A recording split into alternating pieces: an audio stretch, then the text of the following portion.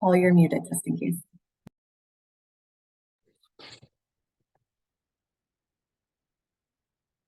Right. We're exactly on the hour. Hello and welcome to this webinar to launch the results of the Transaction Cost Index.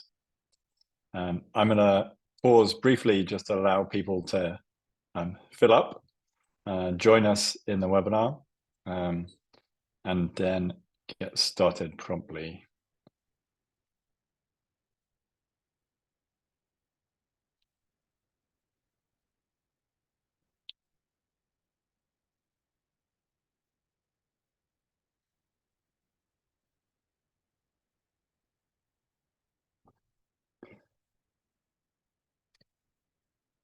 So I can see the numbers ticking up.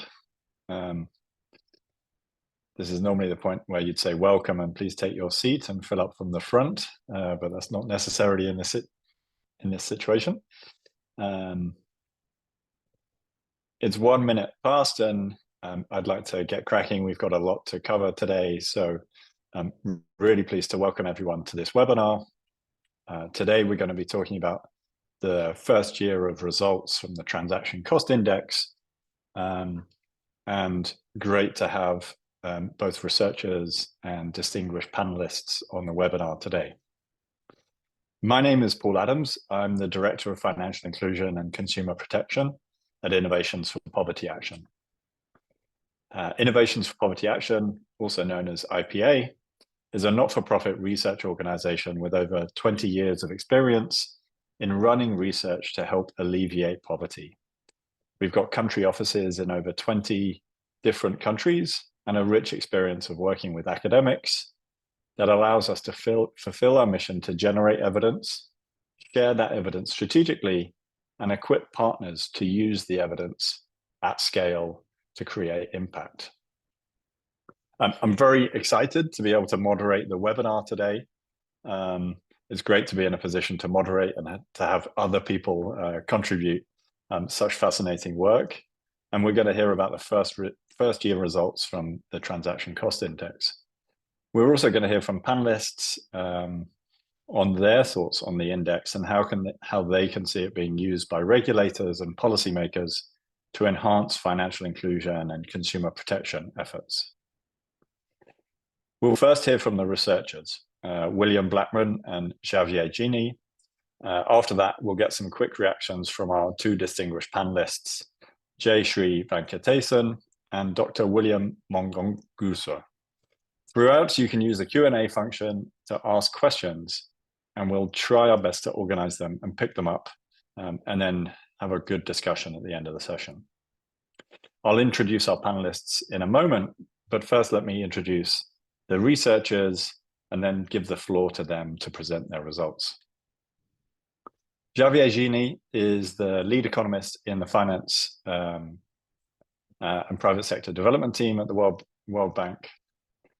He's currently a BRED affiliate and associate editor for the Journal of Development Economics. Since joining the World Bank in 2002, his research has focused on access to financial services and rural financial markets. Prior to joining the bank, he was a postdoctoral fellow and lecturer at Yale University. He holds a BA in economics from Universitat Pompeu Fabra in Spain and an MA and PhD from the University of Chicago. Before we hear from Xavi, we'll get more of an introduction from William Blackmon. William serves as a senior research manager for IPA's Financial Inclusion Program, managing a portfolio of financial inclusion studies with a particular focus on consumer protection. He's got an amazing background and experience and has previously worked in IPA's Kenya office, where he managed studies on education and employment. So let me hand over to William to hear more about the Transaction Cost Index.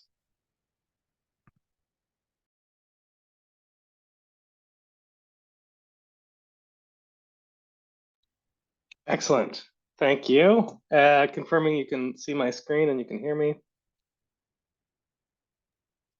Yes, go ahead. Fantastic.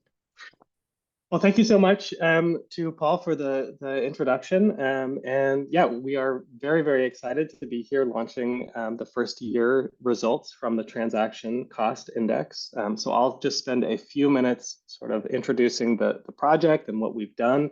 And then I'll turn it over to our lead principal investigator, Javi, to discuss the results themselves. So to begin, I'll just give a brief motivation for why we're doing what we're doing, and I'll start by sort of looking at the causal chain that we focus on around mobile money, the value of mobile money, and I can start with the end. Start on the right. Our interest, of course, is ultimately about reducing poverty and improving welfare outcomes for consumers. And the first half of this causal chain, or I guess the second half, from usage, take up and usage of digital financial services to these welfare impacts, this is quite well established already. There's a broad range of work that has looked at the impacts of mobile money and other digital financial services on poverty and welfare outcomes. And we know that there's a strong benefit to these types of services through a number of causal chains. Consumption smoothing by allowing consumers to share risk over a larger social network, shifts to higher productivity employment, and similarly migration to productive urban centers is made possible by mobile money, allowing consumers to easily send money home. So this is well established. Mobile money leads to reduced poverty and welfare improvements to consumers. The far left of this causal chain is a little less well defined. There are a number of drivers that influence consumers' decision to begin using mobile money services or digital financial services. And we can put these in a variety of buckets. One way of organizing it is as I've done here, knowledge and perception. Do consumers have the digital literacy skills to use mobile money, and do they trust mobile money providers? There's also questions about the product features. Is mobile money interoperable? Are you able to send money from one provider to another? Are you linking to other products? Are you able to make merchant payments or pay bills through mobile money? And then there's a broad bucket on sort of infrastructure issues. Do consumers own phones needed to make mobile money transactions? Is there strong mobile network coverage? And similarly, agent network coverage. Are you able to make a transaction with an agent near your place of work or your home? And then there's failure rates, and we'll talk quite a bit about this today. Are you able to make a transaction successfully without the transaction failing? And then the final area is perhaps the most obvious driver, which is cost. We know that along with anything else, as costs go up, usage is going to go down. And so costs are an important driver of mobile money usage. And this includes the official fees that providers charge, but also informal fees, which we know are relatively common by agents, and non-monetary costs. So our focus today on the transaction cost index is really on cost primarily, as well as some infrastructure issues, particularly around failed transactions. So this will lead me to the transaction cost index study itself, which is a multi-country study that is aiming to explore the costs that consumers face when making mobile money transactions. So our goal is to understand the cost, broadly defined, that consumers face when making mobile money transactions. Our work is focused on 3 countries, Tanzania, Bangladesh, and Uganda, where we conducted fieldwork over the past year. But we also conducted a desk review exercise that I'll discuss more over a broader set of countries. So I said, our focus is on cost broadly defined. We look at monetary costs, which we know are important because high, often informal and unexpected fees can reduce usage of financial services. And we know that non-monetary costs as well are important. And these include primarily things related to failure rates, which we'll discuss in quite a lot of detail today. And we know that these also harm consumers and can reduce consumers' willingness to engage in using these products. So our goal is to understand the costs that consumers face when using mobile money. And today, this project aimed to develop a cost-effective method for monitoring these mobile money costs on an ongoing basis. So this is year one results. This is the first round of data collection, but ultimately our goal is to develop a method that can be scaled in a cost-effective way so that a broader set of countries can monitor the costs of using mobile money on an ongoing periodic basis. Okay, so that's our goal. How did we do it? I mentioned before that we conducted both fieldwork and a desk review exercise. And so I'll start with the desk review exercise. We reviewed leading mobile money providers' published price lists across 16 countries, which includes Tanzania, Uganda, and Bangladesh, but a broad set of other countries across Asia, Africa, and Latin America. So this helps us answer the question of how much is the official fee, which is one part of the cost of using mobile money services. But as I've just discussed, cost is much more than the official price. There's unofficial fees and there's non-monetary costs. And so we need to conduct some sort of field work to try to understand those costs. But it's not clear what the best way of measuring these types of costs are. The standard approach has been mystery shopping by trained professional enumerators, which is our middle option here, which we did. We conducted mystery shopping visits with mobile money agents, which was carried out by IPA enumerators. So again, that's sort of the standard. And then we compared this against with two other methods that we thought have the potential to plausibly generate strong, accurate results in a cost-effective way. So we conducted consumer intercept surveys. This means just going to a agent location and waiting for a consumer to make a transaction, and then intercepting them and asking them a few questions about their experience. Was the transaction successful? What did you pay in fees? Were there any extra fees assessed? Those sorts of questions. Then our mystery shopping by enumerators, as I mentioned already, mystery shopping meaning going and sending our own staff to carry out a transaction, a real transaction, without disclosing that we're conducting research, hence the mystery component, so that we can collect the real experience of a consumer.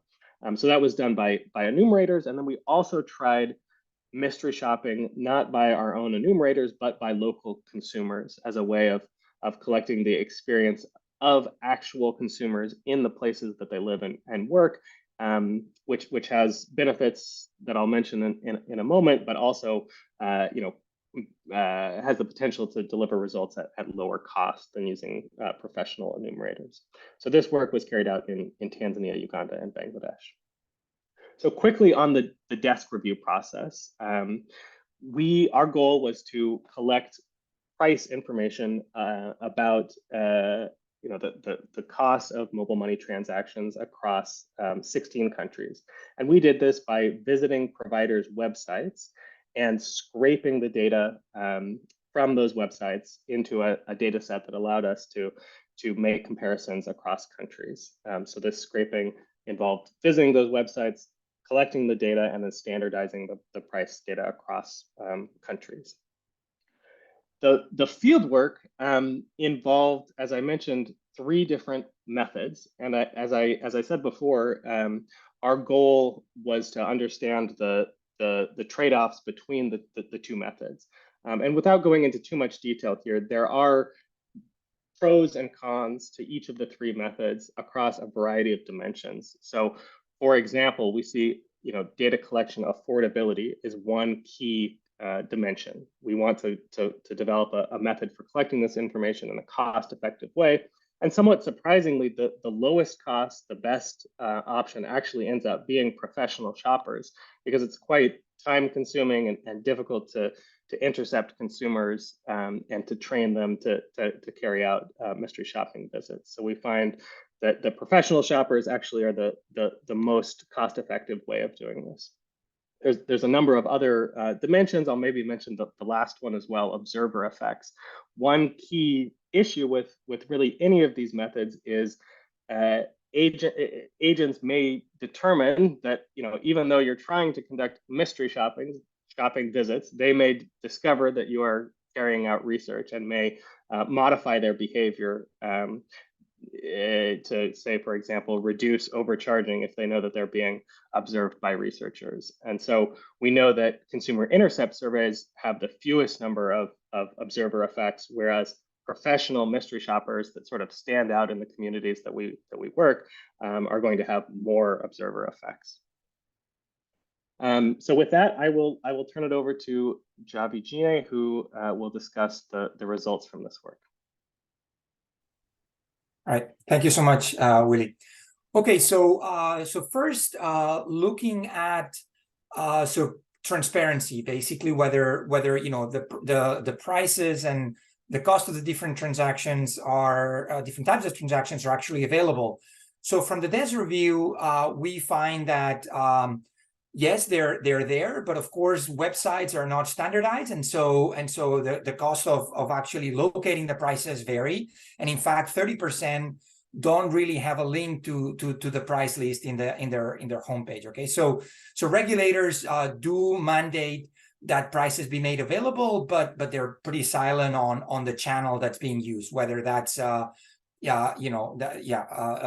so that might create some confusion, but by and large they are there.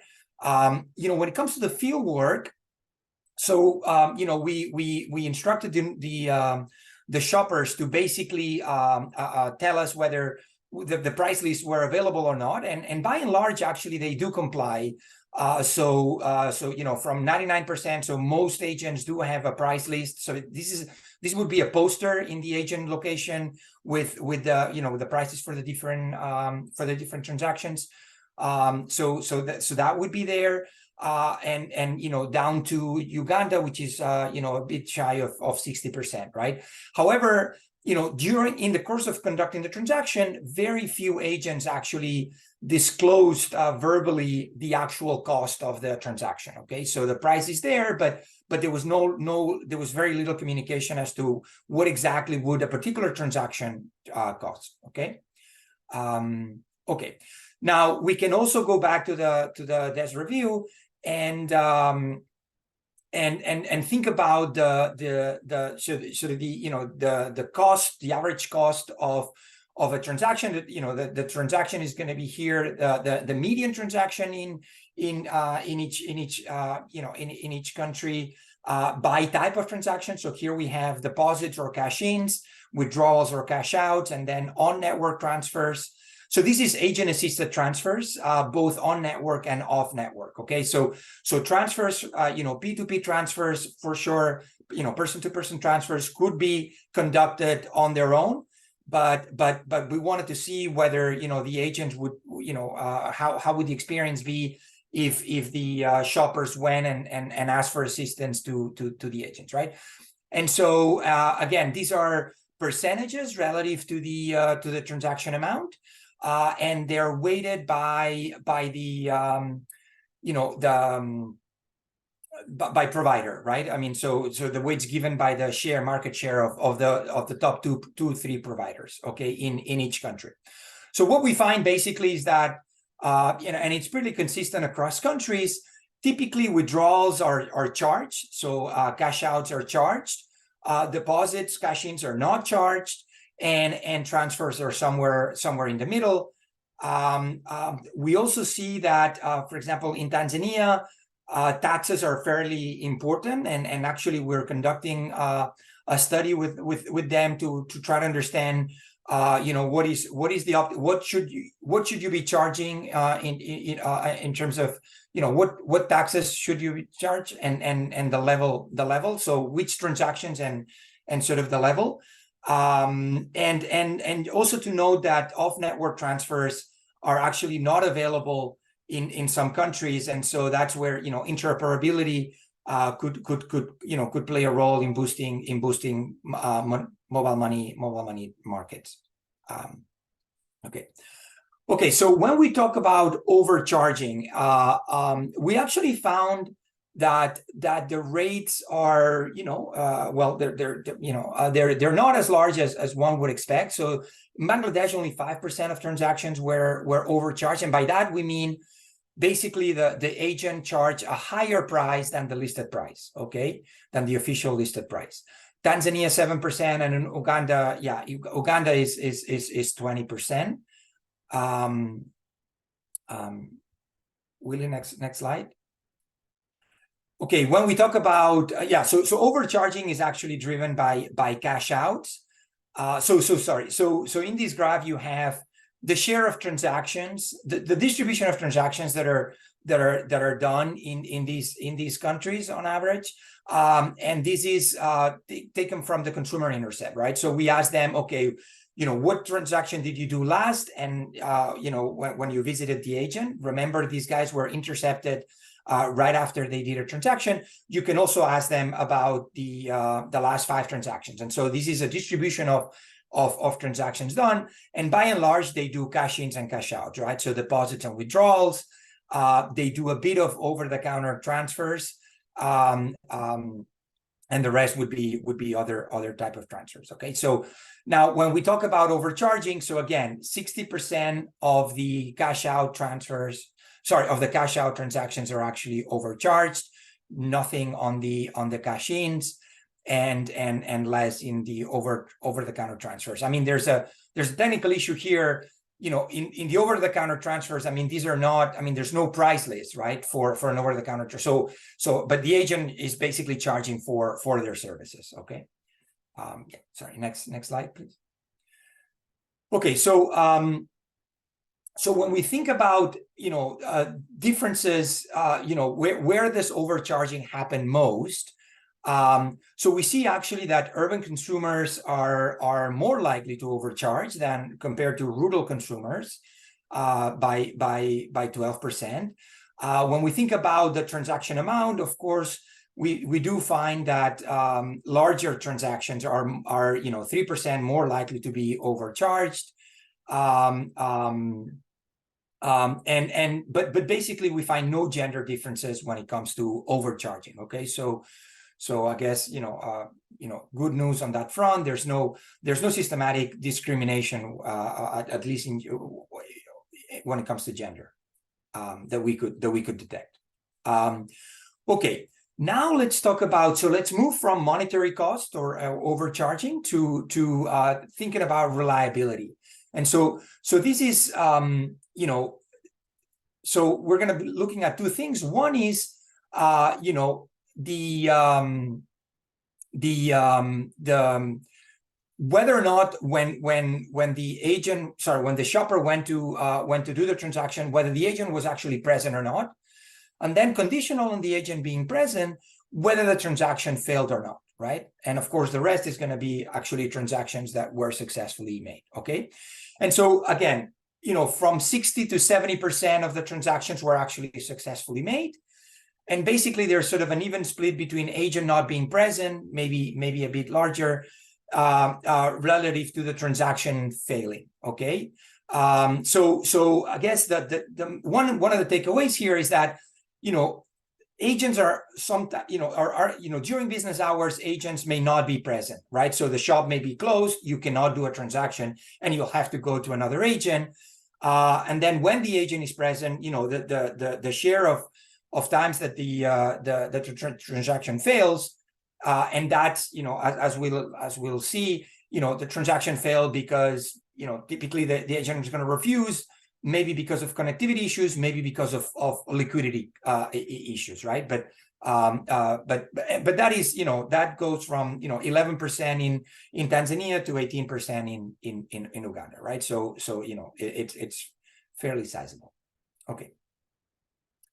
Now, when we think about where does this reliability is greatest or smallest, so in urban areas, agents tend to be more reliable, so they tend to be more present, and the transactions seem to be more more successful. And also with smaller transactions, of course, that speaks to the liquidity issues. Okay, so so here are basically the different reasons given to the shopper as to why the transaction failed, and again, liquidity takes the lion's share. Okay, next slide. Okay, so now what we did is, because the agent may not be present and because the transaction may not be successful, so we recorded the time that it took for individuals to visit an agent, and then the time it took for them to be serviced, and so using the probability of the agent being present, the probability of conditional on agent being present, the probability of the transaction being successful, what you can do is basically compute an average time, an expected time that it would take for you to complete a successful transaction. Okay, you can do this by type of transaction. Basically, we find that this is not trivial. I mean, we're talking about 40 minutes in Bangladesh and 30 in Bangladesh and Uganda, and about 30 minutes for you to complete a successful transaction, right? In expectation, right? Because again, the agent may not be present when you visit them, or the agent may fail a transaction. So that means you'll have to go and visit the agent again. Okay. Now, using local wages, this translates into 70 cents USD cents in Bangladesh, and then down to 30 cents in Tanzania and Uganda, right? Now we can compare these non-monetary costs, basically it's time cost, right? We can compare these time costs to the monetary cost, the actual monetary cost of conducting transactions, and what we see is actually that they're basically up to 10 times as large. Okay, so the lion's share of a cost of doing a transaction is not necessarily the monetary cost, including the overcharging, but rather this time cost, and that's driven by this reliability. Okay, next slide. Okay, so we actually we had some fun and asked practitioners, people interested, academics, and so on. And so we compared our results. And we asked them to predict the results of the study. And so basically, people tend to predict the overcharging rate, right? So we found that there was only a 10% overcharging. People thought that it would be about 30%. But basically, they're very good at whether the agent is absent or not. And the success rate, conditional or unconditional. Okay. Now, also, they thought that the price would be, the price list would be posted much less than what it actually is in practice, right? So yeah. Anyway, so we thought that was interesting. Now, so next slide. So when it comes to what are we doing in the following year, and so here, sorry, first off, just so I mean, there's a lot of material already that's posted on IPA's website, and we basically encourage you to go and visit it, and please send us comments or questions that you may have. Now, for the second year, as Willie explained, we had these 3 different methods, and there were pros and cons to all. I think for the second year, we had to choose. We chose a method, and we stuck to the local mystery shopper. Okay, and we did that because again, the main if you think about the average transaction that happens in these markets, is going to be between a consumer that's visiting an agent where there is a relationship. I mean, these are not first-time transactions. There is a, there's a history there. Typically you transact with the same agent. And because of that, professional shoppers, by definition, are making, they don't know the agents, right? It's the first time they do transactions. So these are all going to be first-time transaction. And so the interaction, the price, the probability that the transaction is successful. In fact, you may visit an agent where everybody knows that they're closed, and so all this, the reliability from that you get from a transaction done by a professional shopper might be quite different from the actual reliability that is experienced by local shoppers that can use local information to make a transaction. Okay, so we decided to go with local shoppers, but instead of recruiting them at the agent location, basically we did a door-to-door survey, and then we asked all adults whether or not they had an account, so we can look at access to mobile money, access to mobile phones, access to internet, right? So we can record something about the mobility of these, access to internet coverage and mobile phone coverage. We can also ask about whether or not they have accounts, and then basically we can draw the shopper by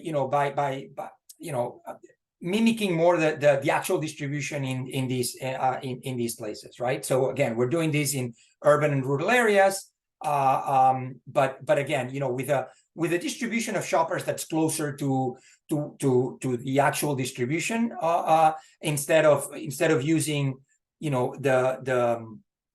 the sample of shoppers that we use that were because they were intercepted near the agent shops, and because there were some restrictions, it turns out that it was a sample of fairly heavy users. Okay, but the idea is once you have the shopper, then you tell them, you ask them to do transactions, and so that's going to replicate what we did in the first year.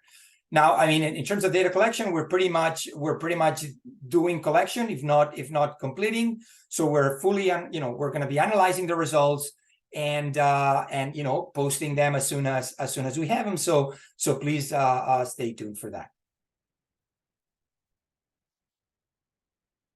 Thank you.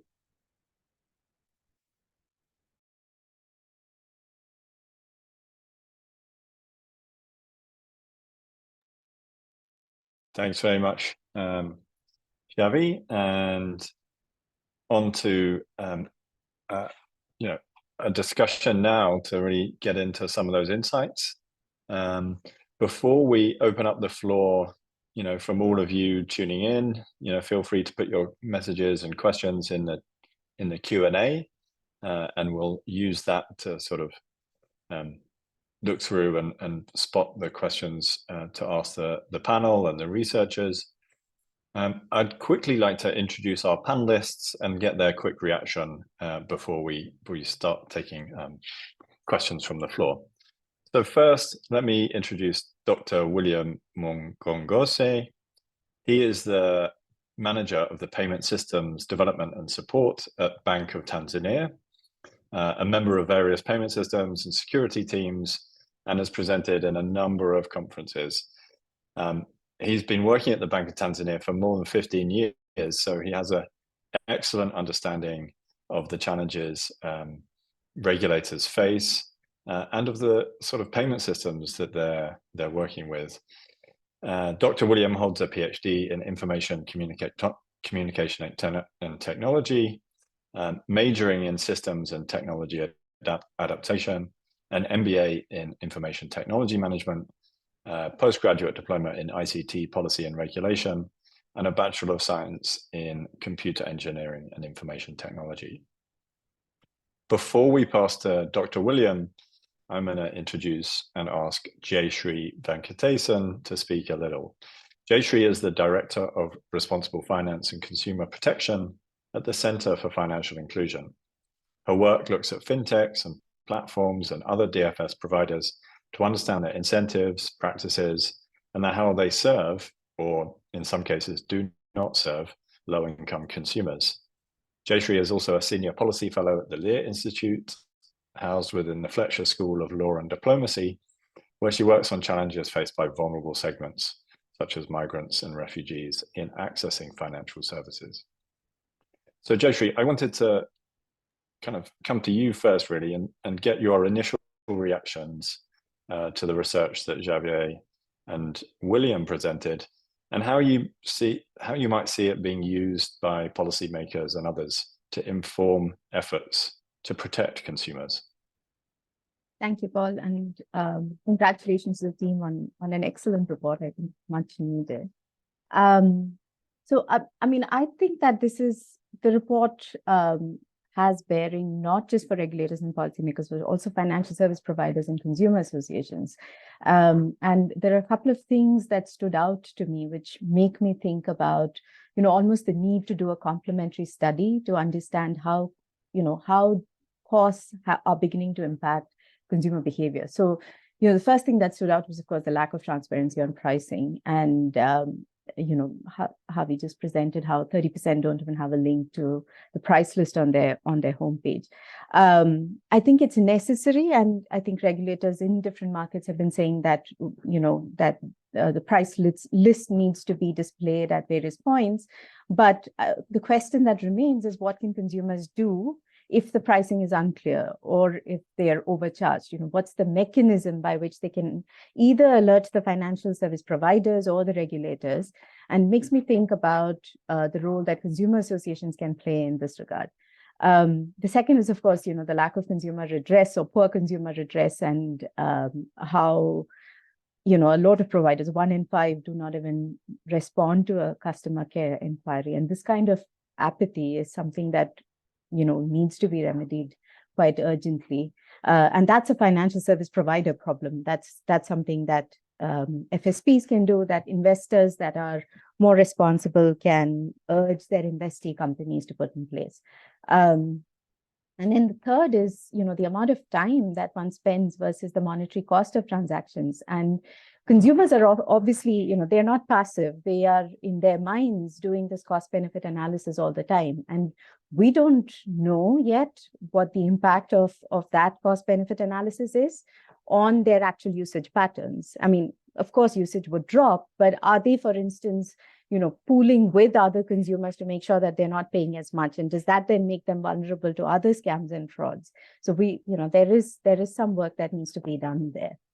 I'm going to pause, and I'd like to hear what Dr. William has to say as well. Thanks, Jayshree. And now, I guess, passing to Dr. William, but also mindful of the question we got from Dr. Bamadav Sigdel. He's asked, what will the role of regulators be on the high level of transaction costs in relation to the use of mobile money? And I think that really relates to your role, Dr. William, as a regulator. And what are your initial reactions to this report, and how do you see it being useful for your work at the Bank of Tanzania? Okay, thank you, Paul. Actually, first I should congratulate the member who done this research. Actually, it touches a lot of areas which are very crucial for regulators. I can see generally it provides like a comparative data to benchmark with other countries, to see how the country's regulation on this area of digital financial services works, and also to have experience from other countries to see what is happening on other jurisdictions. Apart from that, I see that it provides like a high level of factors which contribute to cost. And also we can see from the research that it also touched to some extent the effect of government policies on how they affect the costs of digital financial services and the adoption. Another area which I've seen with this is the importance of also transparency and also clarity of the data which is being disclosed. So this also is very touchy in this research, and it's very important for regulators. And also the amount of data which is being disclosed. As you can see, this research could not be possible if there were no any data which is being published or being disclosed by these service providers. But still, as you can see, maybe there should be more data which is being disclosed so that this research could add more value to some other areas. And also you can see the area of overcharging. You see that this issue of overcharging is happening, but in most of the regulators, they have tried to have some regulation and legal frameworks which prevent these things. So it's now like it provides a question mark here to regulators. Maybe the existing framework or regulatory approaches maybe are not effective, or they are not sufficient.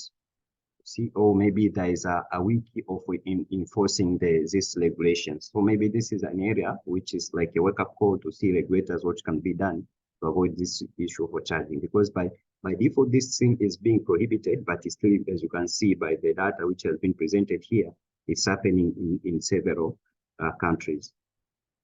Also, the other thing what I see here is the issue for distribution of these services. As you can see that in most of the urban areas, you find that there is a lot of access, but in rural areas, you see the reliability and the availability of the services are a bit much less compared to what is existing in urban areas. So it's also here, I see the regulators have to play a very important role here to make sure that they are equal balance. They need to put some policies or initiatives which can force these service providers to invest more in rural areas to make an equal balanced distribution of these services. We see also another issue which has been touched in this report about the issues of liquidity. We found like maybe you can go to agency, they face challenge on liquidity issues. Now it's something also which is a good call that maybe there should be some sort of negotiation or agreements between all these small agents and those super agents to see how they can manage this area.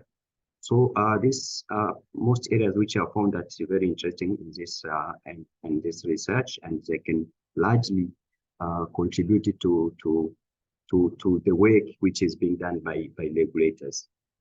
But apart from that, I found there are some areas which I think maybe if they will be included in future studies, it can add more value. I've seen here the study covered only the issue of personal-to-personal transfers, cash in and cash out. But there's also issue for merchant transaction or merchant payments, which is also very, very important for in mobile payments. So I think it's also necessary also to try to include in the index the costing factor on merchant transactions.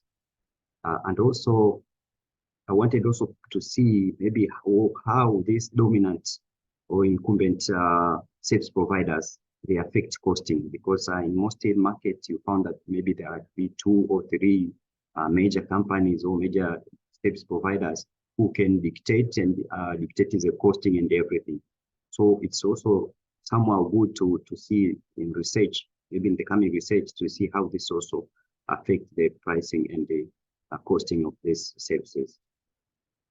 Another thing that I think it will be important to include in future studies is to see the specific cost factors. We have seen that the research pointed out in high level, maybe the costs associated to taxes, the cost maybe for this official fees, but this all, it's a contribution of some small costs, which are sum up to come up with a certain cost. We have like transaction fees, we have like processing fee, the merchant accounts fees, payment gateways fees, interchange fees. I think all these items, licensing, what these digital service providers face in having license, the cost associated with licensing, the cost associated to network using or data infrastructure. All this, I think it could be very useful if also could be included in future studies. But to come up with a question from Jayshree, it's true that regulators are the one who are very responsible to make sure that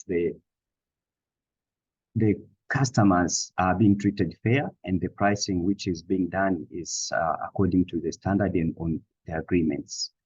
So it means what is happening in most of the jurisdiction, including Tanzania, you found that there's a large coverage area of where these agents have been distributed, and you find that to some extent, the regulators, they are trying to enforce this rule. They are trying to make sure that there is proper conduct of the business and everything. But sometimes you found the challenge of the wide coverage area. It tries to accommodate all the areas. So this brings some difficulties in managing the agents, despite of having the rules and regulation in place to protect the consumers. And not only that, also, you know that technology is changing fast, and this like agents and the digital financial service providers, they are changing the platforms and the means how they provide services very quickly. So it's also the role of regulators to keep with the pace of this changing regulation, to change with this, how the technology change, to change also the regulatory frameworks and to update the legal which are existing. So you found at some point, the technology has already changed it, but the process of changing the regulation takes time. So you found that now the agents and service providers, they consume that differences and to make misconduct to consumers. So I should conduct from this research, but also I think there are those areas which can be enhanced more to make this report more useful to policymakers. Thank you, Paul. Thanks, Dr. William. And great reaction there from Jayshree and Dr. William. There's a lot on the kind of to-do list now, both for regulators in terms of some of what Dr. William was just saying about enforcement activity and how do you get to the sort of the very furthest edges of a country, but also for providers, as Jayshree mentioned, that they've got a responsibility to their consumers in terms of the transparency they offer and the kind of level of redress that they're able to give. I really liked Dr. Williams' point about how incumbents can affect prices here and whether there's any, first mover advantage or sort of kind of essentially price following here. And more to do for researchers as well. Dr. William there mentioning merchant payments and, are we going to see a year 3 of TCI, which includes person to person, but also person to merchant? And what are the problems and issues associated with that particular payment type? So a lot to unpack. And there's also been some questions coming into the chat. We've been trying to respond to them as best we can, but I'd like to pick up with William and Xavier. The question from Liz McGuinness, who asks, has the data been disaggregated by different types of consumers? And particularly, I think she mentions women, other marginalized groups, and to see whether there's discrimination in pricing or overcharging in this case. Yeah, thanks. So I can take part of the question, and Willie, please feel free to jump in. So we do have some disaggregation by gender and by urban rural in each country. So this disaggregation has been done because we recruited shoppers with this in mind, right? So we made sure that we had balance by gender and balance by we pick locations both in urban and rural settings. So that disaggregation can be done. Other minorities, if they were not part of the, it is tougher, because remember, all this data comes from these audits, from this mystery shopping exercise, right? So it comes from the visits done by, us instructing, recruited shoppers, be it professional from a firm or hired locally, right? I mean, these guys, have their regular jobs, but we just ask them to do these visits to these agents by us. And so we gave them a list of agents that they had to go to. And that's how we get the data on whether the guy was present or not, the agent was present or not, whether the transaction was successful or not, and if so, then the cost of the ultimate transaction, right? And so yes, so we have some stratification, maybe not as much as one would like, but this is, I guess this is, one of the limitations of doing a mystery shopper, that you get who you get. I wonder whether in year 2 we could, if Liz, if there's particular subgroups that you would want us to consider, again, insofar as we interview them in this door-to-door exercise, we could think about making sure that we recruit them, but so far we're thinking about again, urban, rural, and gender. And of course, there's going to be some natural differences in terms of usage, right? That we're going to be able to pick up. Wealth as well, right? So that for sure we should be able to pick up because by the way we're doing the survey, but that's the extent of heterogeneity, if you will. Thanks, Xavi. William, do you have anything to add on that, or is Xavi captured it? I think he's captured it. Nothing else to add. Yep. Mm-hmm. While I got you, Willie, maybe you can. Actually, I'm just going to ask you to respond in the Q&A so I can move to a different question. But Laura Foos has a related question about the behavior of agents and whether that varies by gender. So maybe you can jump on that in the Q&A. But actually, I wanted to pick up a little bit on the question by Dr. Bamadav Sigdal in terms of how consumers are protected under such circumstances. And turn to you, Jayshree, if you wouldn't mind. Now, obviously, you've spoken about financial services providers and the role they play. But can you say a little bit about, what would good look like in this situation, both from the perspective of FSPs, but also from regulation, right? Like, what do we want from a responsible financial ecosystem? Yeah, no, it's a great question, and it's not an easy one to answer, unfortunately. So I think regulation is one important component. There's obviously a business solutions component and there's a policy component. I'm going to take the example of what the report covers in terms of agent channels, because that's a particularly important channel to reach the last mile, but also agents are uniquely both representing the financial service provider, but they're also, in a sense, a customer for the financial service provider, because they don't have enough liquidity that can translate into transaction failure. Now, there are some things there that can be quite easily solved through just business solutions or policies that the financial service provider puts in place. And I think the TCI index in that sense throws up data on which agents might require training, which agents might require, liquidity support.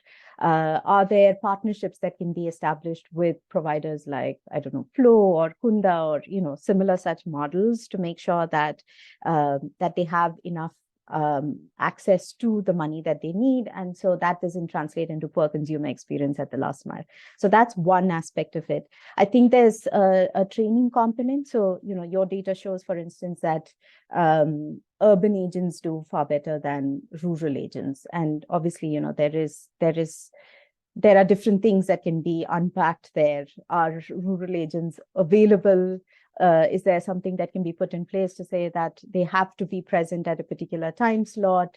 How can we address issues, or can we? And this is something that has been spoken of in different circles, which is, do we just train the primary agent who owns the store, or do we train people that also provide consumer services when they're away to do, other things? So those are things that can address the consumer experience at the last mile. But the biggest thing with consumer protection is we need access to data. So if where do consumers go to? What are the channels by which they can complain if things are not working well? And I think and if they do complain, how quickly is that resolved?